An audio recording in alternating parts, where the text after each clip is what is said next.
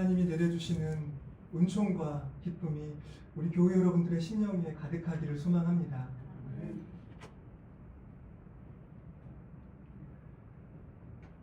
오늘 읽은 세 가지 말씀은 모두 하나님의 심판에 대하여 말씀을 하고 있습니다. 하나님의 심판이라고 하면 우리들이 하나님의 진노를 생각하게 되고, 그리고 하나님의 백성들이 잘못 걸어온 그런 역사를 이렇게 생각하게 되는데요. 오늘 말씀은 그러한 통상적인 하나님의 심판과는 조금 다른 차원을 우리들에게 보여주고 있는 것으로 보입니다. 아마도 각각의 본문이 자리하고 있는 어떤 배경이 또 다른 관점에서 하나님의 심판을 이해하게 하는 것이라고 이해가 되는데요. 이제 보시겠습니다만 하나님의 심판은 인간에 대한 하나님의 진노이기도 하지만 또한 동시에 이 세상에 평화와 구원을 주시는 하나님의 통치행위라고 하는 것을 오늘 본문들은 우리에게 가르쳐주고 있습니다.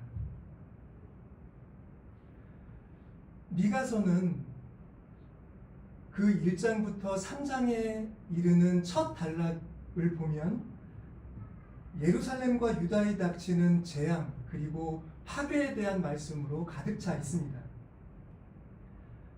그 지도자들과 통치자들이 정의를 저버리고 그리고 하나님께 드리는 예배를 더럽힌 까닭으로 예루살렘과 성전이 돌무더기가 되고 잡초밭이 되게 하겠다라는 말씀이 그 첫 단락의 결론으로 나타나고 있습니다.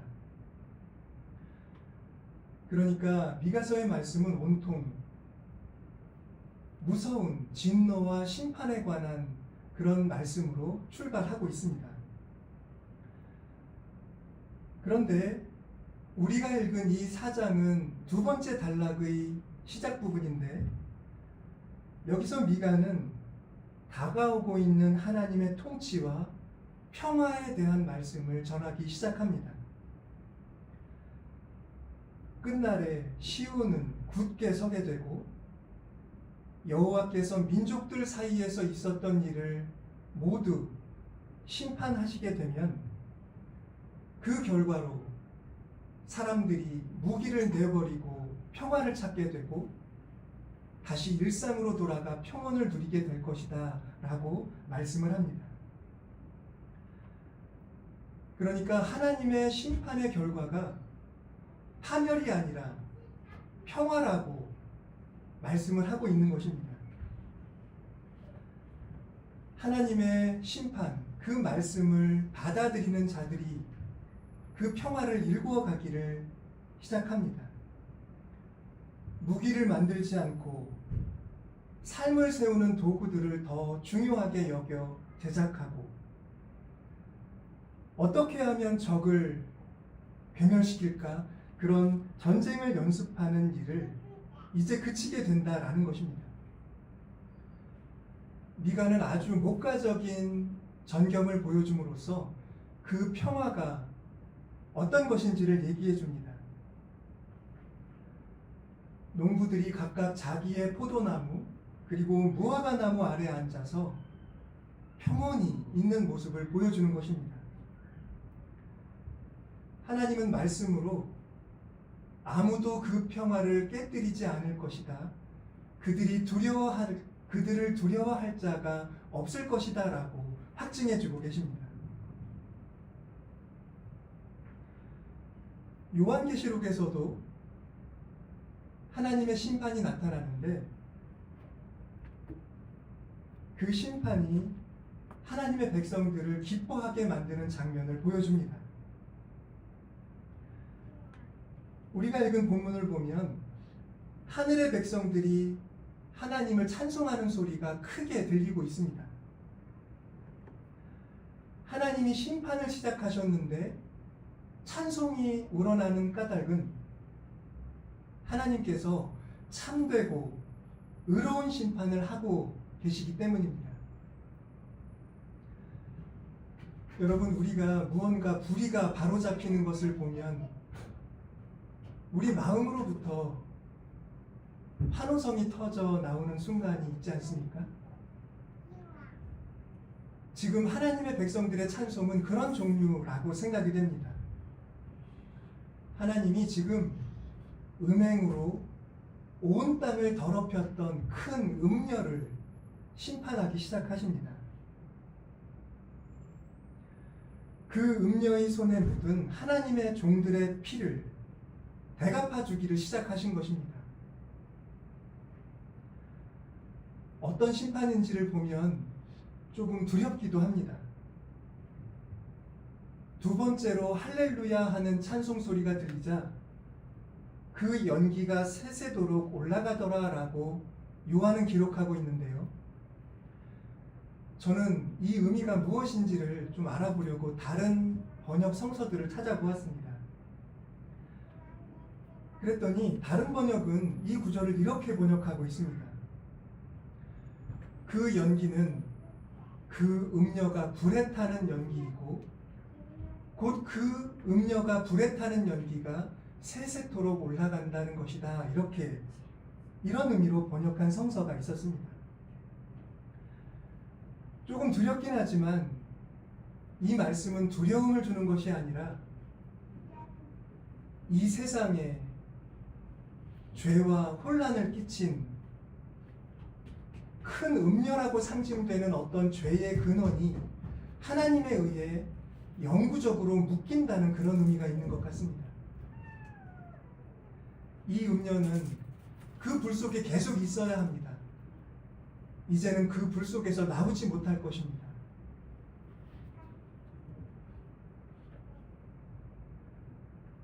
그런데 보좌로부터 소리가 들립니다. 하나님을 찬송하라 라는 큰 소리가 들립니다. 그러자 많은 물이 쏟아지는 소리, 폭포가 거대한 소리를 내며 쏟아지는 것과 같은 찬양 소리가 들린다라고 말씀합니다. 그 소리가 뭔가 우르릉하는 우레소리 같기도 하다라고 요한은 묘사하고 있습니다. 그 거대한 소리는 찬송 소리인데 그렇게 큰 찬송 소리가 울려나는 이유가 또 있습니다. 그것은 진정한 신부가 등장하는 것을 기뻐하는 소리인 것입니다. 어린 양과 혼인하기로 약속한 신부가 등장합니다. 음녀가 사람들을 욕정으로 이끌고 서로 분열하고 갈등하고 싸우고 죽이게 만들었던 그 음녀가 심판되고 이제 참된 진정한 신부가 등장하자 그렇게 거대한 찬양 소리가 울리기 시작한 것입니다. 그 신부는 성도들의 옳은 행실이라고 하는 빛나고 깨끗한 세마포 옷을 입을 자격을 가지고 있는 자인데 가만히 생각해 보면 그 신부가 바로 성도들이고 성도들의 옳은 행실을 영광스럽게 그렇게 자기에게 단장한 모습으로 등장하고 있는 것이 아닌가, 그런 묵상도 가능하다고 생각을 합니다. 자, 이처럼 미가와 요한계시록이 보여주는 하나님의 심판은 평화롭고 밝은 느낌을 우리들에게 느끼게 합니다. 그리고 하나님의 심판이 무서운 어떤 종말로 끝나지 않고 이렇게 평화롭고 그리고 혼인의 어떤 기쁨으로 즐거운 소리로 가득하게 되는 까닭은 다른 것이 아니라 바로 하나님을 찾고 하나님의 뜻을 받아들이고 그리고 하나님이 약속하신 때에 준비한 모습으로 그 그 앞에 서는 사람들이 있기 때문이 아닐까 그런 생각을 해보게 됩니다.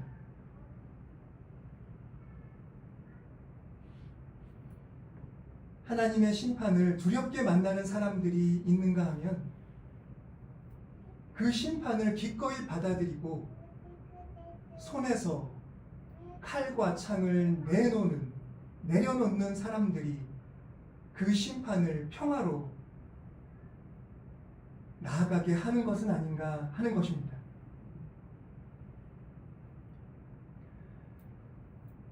이렇게 보면 그들에게 하나님의 심판은 결코 어두운 일이 아니고 재앙이 임하는 날도 아니라는 것을 보게 됩니다. 오히려 하나님의 심판의 순간은 그들이 기다리고 기다리던 회원의 순간이고 역사의 목적이 이루어지는 날 같기도 합니다. 하나님의 심판은 이전과는 다른 삶을, 다른 세계를 그들 앞에 열어주고 있는 것입니다. 우리는 하나님의 심판이 열어주시는 이 평화로운 세상, 그리고 혼인잔치의 기쁨으로 더 이상 사람들이 욕정에 이끌려 다니지 않고 어떤 이기심에 이끌려 다니지 않는 그 상황의 의미를 잘 헤아려 보기 위해서 옛 세상이 도대체 어떠했는가를 잠시 헤아려 보면 좋을 것 같습니다. 하나님이 심판하신 옛 세상은 이런 세상이었습니다. 힘의 논리로 작동하던 세상입니다. 강대국들이 힘없는 사람, 힘없는 나라에게 횡포를 부려도, 심지어 전쟁을 일으켜서 살육을 일삼아도 그들의 그 무도한 짓을 막을 수 없는 세상입니다. 어떻게 보면 힘없는 사람들에게는 몹시도 억울한 세상입니다. 부당한 일을 겪으면서도 그 일을 바로잡을 힘도 어떤 방법도 없으니 그 억울함이 어떠할까 우리는 짐작해 볼 수가 있습니다. 그때는 나라와 나라들이 냉정하게 이익만 추구하고 서로를 대했던 것 같습니다. 그런 논리에서 벗어날 수는 없었습니다. 강한 자, 강대국들은 힘없는 자, 힘없는 나라들을 휘어잡고 자기 마음대로 흔들어댔습니다. 온통 생각해보면 싸움뿐이고 냉정함만 가득한 것이 하나님이 심판하신 옛 세상의 성격이었습니다. 그리고 그런 옛 세상을 상징하는 것은 여기 요한계시록에서 하나님이 심판하신 큰 음녀입니다. 큰 음녀라고 상징되는 그 존재는 인간의 욕망과 살육과 학살과 전쟁과 차별과 인간이 세상에서 짓는 모든 악한 것들을 상징하고 있고 그 악한 일들의 원천 같기도 보입니다. 그 음녀가 도사린 곳에서 인간은 정상적인 관계를 맺을 수 없었습니다. 다른 사람도 욕망의 대상으로만 보게 되고 자연도 이용 가치로만 보게 되고 인간이나 자연에 깃든 어떤 신비, 어떤 오묘한 그런 의미들을 발견할 수가 없었습니다. 하나님도 욕망을 채우기 위한 도구로 취급했었습니다. 그 음녀가 자리하고 있는 곳에, 그 음녀의 영향력이 미치는 곳에서 이렇게 인간은 이기적인 존재가 되고 욕망의 존재가 되고 파괴적인 존재가 되었을 뿐입니다. 그런데 바로 하나님이 그 음녀를 심판하셨고 음녀가 아니라 이제 정당한 신부, 혼인을 통해 사랑 가운데 한 몸을 이룬 신부를 백성들 가운데 세우시는 모습을 우리가 보게 되는 것입니다.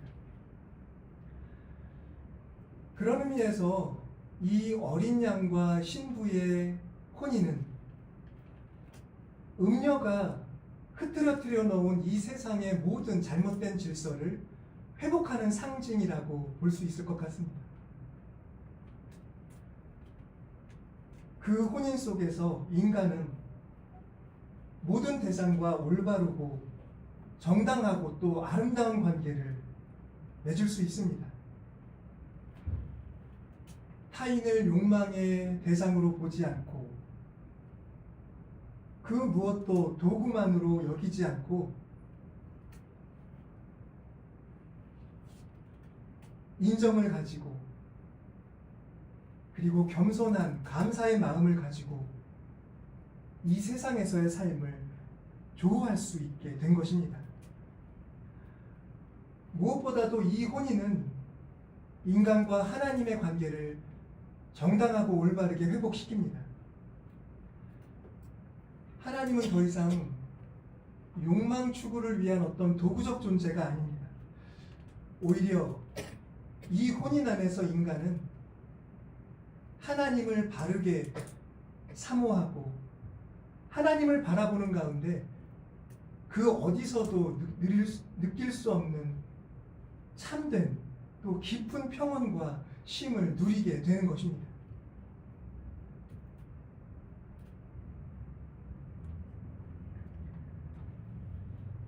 교회 여러분,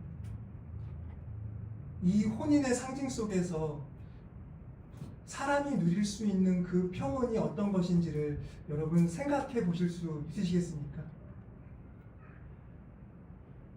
이 세상의 어떤 미혹이나 어떤 사심에도 흔들리지 않고 하나님 안에서 하나님만으로 만족스러워하고 고마워하고 그렇게 잔잔한 평화가 깃든 그런 평온을 여러분 생각해 보실 수 있으시죠?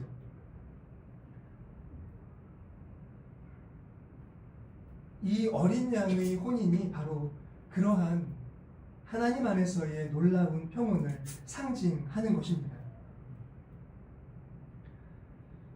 우리가 여기서 기억해야 할 것이 있습니다. 이 모든 평화, 평온, 만족 그리고 기쁨이 오직 하나님의 활동을 통해서 이루어지고 있다는 점입니다. 사람이 어떻게 무기를 내려놓게 됩니까? 하나님 앞에서 내려놓을 수가 있게 됩니다. 자신을 준비한 신부에게 입힐 세마포 옷을 준비하고 그 세마포 옷으로 신부로 하여금 단장할 수 있게 허용하시는 분도 하나님이십니다. 모든 일은 하나님의 활동을 통해 이루어지고 있습니다. 모든 것이 하나님의 심판과 통치 행위에서 비롯되고 있다는 점을 우리는 기억해야 합니다. 무엇보다도 우리는 저 큰 음녀의 영향력, 곧 죄의 실제를 우리가 하고 싶다고 해서 통제할 수가 없습니다. 죄가 힘을 떨치기 시작하면 인간에게는 방법이 없습니다. 다만 하나님이 그 죄를 막아주셔야만, 그 영향력에서 건져주셔야만 인간은 죄를 짓지 않고 서 있을 수가 있습니다. 이런 모든 것들은 저 평화와 기쁨이 하나님의 통치 행위로부터 우리에게 주어질 수 있다는 것을 생각하게 합니다.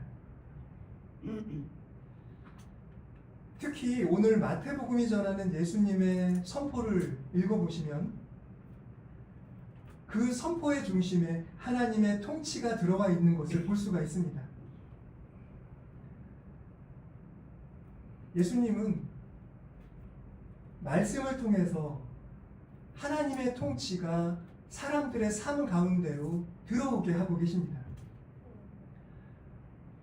다시 말하면 하나님의 심판을 우리의 삶, 우리의 행위의 결과로 보게 만드시고 우리로 하여금 하나님의 통치 속에서 하나님의 심판이 우리에게 평화를 가져다 주도록 예수님은 우리를 이끌어주고 계십니다.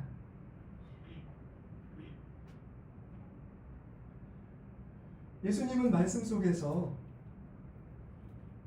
심판을 하기 위해 자기의 영광의 보좌에 앉으십니다. 그런데 그것은 하나님을 대신하여 그 자리에 앉으시는 것입니다. 하나님 없이 보좌에 앉으시는 것이 아니라 하나님을 대신하여 예수님이 심판자가 되십니다. 예수님의 그런 모습을 볼 때 사람들은 하나님의 통치의 힘을 가깝게 느낄 수가 있습니다. 심판자가 어디 하늘 높은 저 멀리 계신 것이 아니라 우리 앞에 계신 예수님이라고 하는 것을 알게 될 때 하나님의 통치는 바로 눈앞까지 다가오게 됩니다.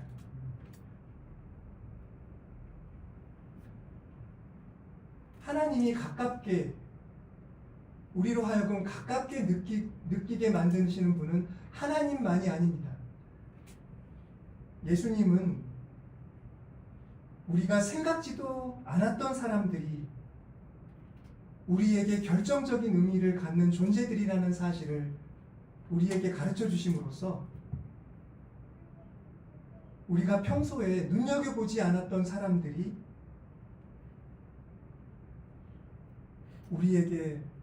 우리가 받을 심판에 있어 너무나 커다란 의미를 갖는 존재들이라는 것을 우리에게 일러주고 계십니다. 그들은 예수님께서 지금 동일시하고 계신, 당신과 동일시하고 계신 이 세상의 약자들입니다. 줄인 사람들, 목마른 사람들, 나그네들, 헐벗은 사람들, 병든 사람들, 옥에 갇힌 사람들을 주님은 당신과 동일시하심으로써 그 사람들이 갑자기 우리 앞에 서는 그런 경험을 우리로 하여금 하게 만드십니다.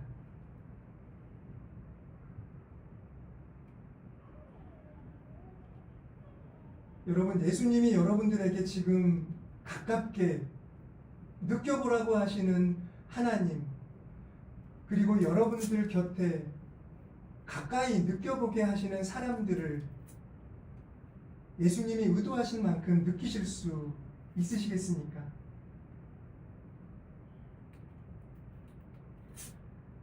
세상의 주변부로 밀려났던 그 사람들이 우리의 심판의 기준이 되고 있다는 것, 그 사실을 예수님은 우리에게 이해시켜 주려고 하고 계십니다. 그 심판을 통해 영생으로 들어가는 의인들이 있고 영벌에 들어가는 악인들이 있는데 이 사람들은 모두 다 그 사람들이 그런 존재였다는 사실을 몰랐다고 예수님께 말하고 있습니다. 그것은 우리들의 모습이기도 합니다. 주여, 우리가 어느 때 주께서 줄이신 것을 보고 음식을 대접하였으며 목마르신 것을 보고 마시게 하였나이까? 의인들은 그 사람들이 그런 존재인지 몰랐습니다. 그들이 당신인 것을 몰랐습니다라고 이렇게 고백을 합니다. 악인들도 똑같이 얘기를 합니다. 우리가 어느 때 주께서 줄이신 것이나 목마르신 것이나 나그네 되신 것이나 헐벗으신 것이나 병드신 것이나 옥에 갇히신 것을 보고 공양하지 아니하더이까라고 얘기를 합니다.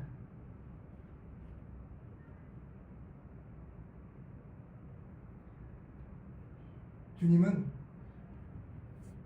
우리가 예수님 안에서 하나님과 그리고 이렇게 주변으로 밀려나 있던 사람들, 우리가 그들 가까이 다가가지 못했던 사람들을 바로 우리 앞에 세우고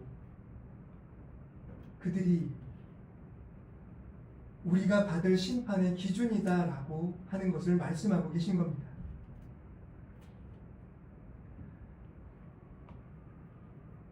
요한계시록에서 자기를 준비한 신부는 분명히 여기서 이 의인들에 속한 그런 존재의 일이라고 우리는 생각해 볼 수 있을 것 같습니다.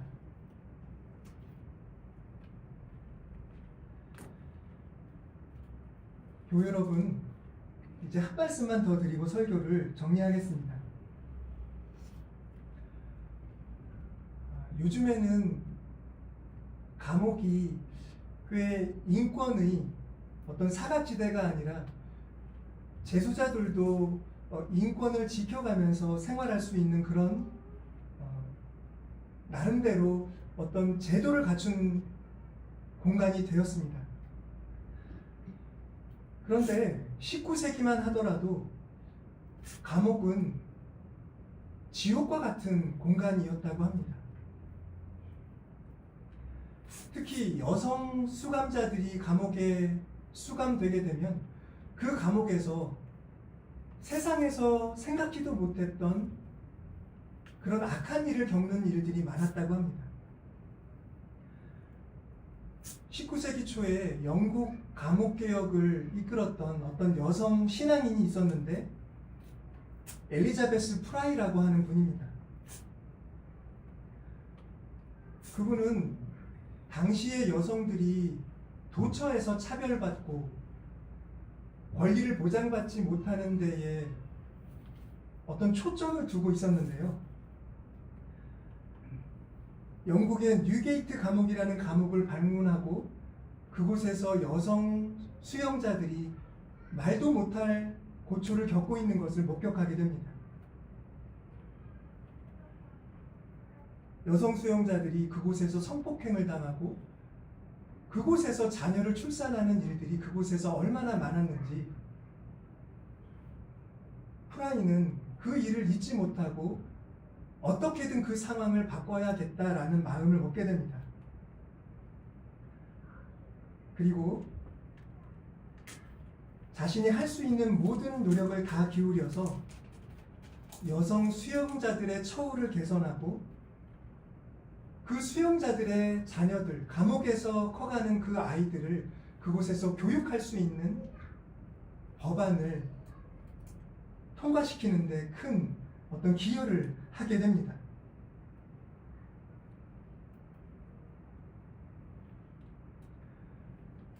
우리가 예수님의 말씀에서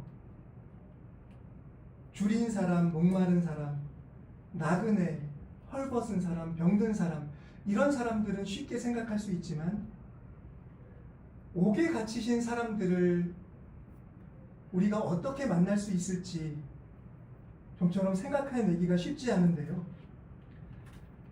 이 프라이는 바깥에서, 그러니까 교도소 바깥에서 활동하는 사람이지만 그렇게 교도소를 자주 출입하면서 그곳의 삶을 개선하려고 많은 노력을 기울였다고 합니다.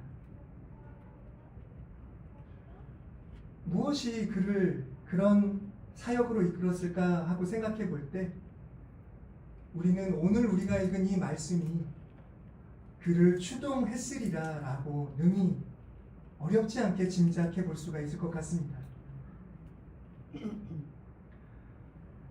이렇게 보면 우리는 예수님이 우리에게 말씀하신 이 말씀들을 다른 곳이 아니라 우리 삶 속에서 가능하다면 우리 삶의 행동 반경을 좀 더 넓혀서 그런 사람들을 만날 필요가 있을 것 같습니다. 초기 교회는 복합 콤플렉스였다고 합니다.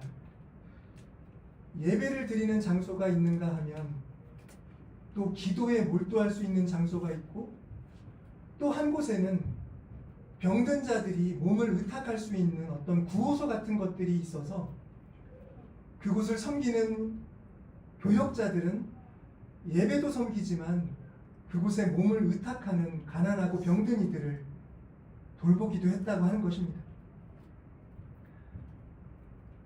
그런데 역사 속에서 교회는 그런 본래적인 모습을 잃어버렸고 이제는 이렇게 도움이 필요한 사람들을 어떻게 만나야 할까 그 길을 잘 찾지 못하는 그런 형태를 갖게 된 것을 우리가 한 번은 돌아봐야 하지 않을까 하는 생각을 해보게 됩니다. 그러나 여러분, 마지막 심판을 준비하는 것은 이런 사람들을 만남으로써 그리고 그들을 위해 무언가를 함으로써 실현할 수 있는 것이라는 주님의 말씀을 우리가 기억해야 할 것입니다. 우리 교회가 그리고 이 시대에 하나님을 섬기는 모든 교회들이 하나님의 심판을 생각하면서 움츠러들지 않는 그런 교회일 수 있기를 소망합니다. 그럴 수 있으려면 우리가 스스로를 준비해야 하고 하나님 앞에 하나님이 기대하시는 모습으로 존재할 수 있어야 할 것입니다. 그때 우리는 심판을 두려워하지 않게 되고 오늘 미가와 예언자들이 말씀하는 그 심판 다음을 꿈꿀 수 있고 기쁘게 그 심판을 맞아 드릴 수도 있을 것입니다. 이런 준비와 믿음이 저와 여러분에게 있기를 소망합니다. 기도하겠습니다.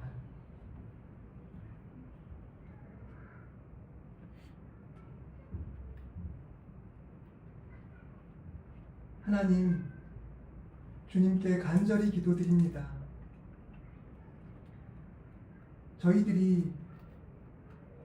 저희들을 향한 하나님의 뜻을 알고도 그 뜻을 행할 방도를 찾지 못해 가만히 있는 그런 상황을 피하게 해주시기를 원합니다. 저희들로 하여금 주님 계신 곳으로 갈 수 있도록 길을 일러주시고 주님이신 사람들을 만날 수 있게 인도해 주시고 저희들에게 주신 은사를 통해 그들을 섬기고 그들과 삶을 나눌 수 있도록 인도하여 주시옵소서. 저희들이 심판을 준비할 수 있도록 길을 열어 주시옵소서. 예수 그리스도의 이름으로 기도드립니다.